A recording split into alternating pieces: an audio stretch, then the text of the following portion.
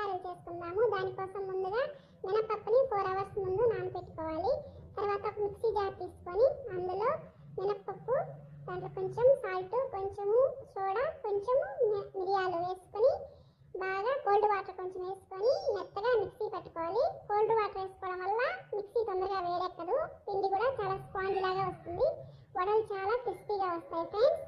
తర్వాత బాగా పేస్టా చేసుకున్న ఉద్దిపప్పులో కొంచెం ఆనియన్స్, పచ్చిమిర్చి, కొత్తిమీర వేసుకొని కొంచెం జీలకర్ర యాడ్ చేసుకొని ఒక గిన్నెకి తీసుకొని దాన్ని బాగా మెత్తగా కలుపుకొని తర్వాత వేడి వేడి నూనెలో రౌండ్గా వంటలు చేసుకొని గారెల్లా వేసుకోవాలి.